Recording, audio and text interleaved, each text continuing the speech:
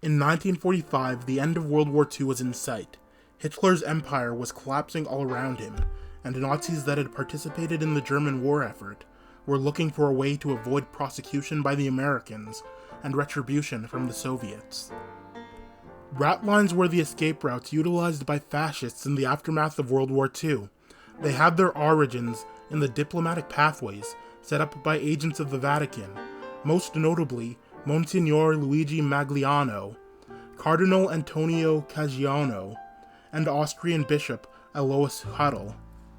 These escape routes helped the Nazis find refuge in Vatican City, a country created by Mussolini with the signing of the Lateran Pact in 1929, and Spain. The leader of Spain at the time was Francisco Franco. He'd come to power with the military support of Fascist Italy and Nazi Germany. From Spain and the Vatican, they'd get false documentation and move on to South America. Argentina was the primary destination, but Brazil, Paraguay, Ecuador, and many others were chosen as safe havens.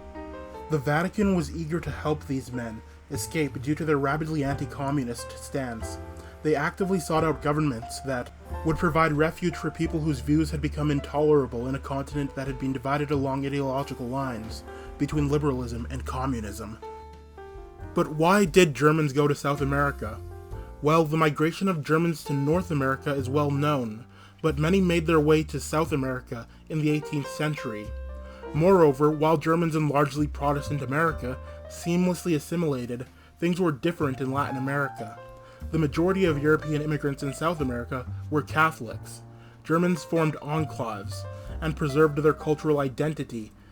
This meant that Germans leaving Europe wouldn't be in an environment that was entirely alien to them.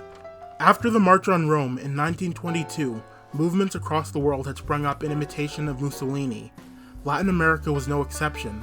Liberalism was seen as a failing ideology, and fascism was viewed as a bulwark against communism. Most notable was the regime of Juan Perón in Argentina. Spearheaded by the Argentine dictator, most South American countries remained neutral in World War II. Even when American pressure became too great and they did declare war, they refused to deploy troops abroad. Brazil was the only exception. Thanks for watching the video. If you enjoyed it, please share it around. Also like, comment, and subscribe. Have a good day.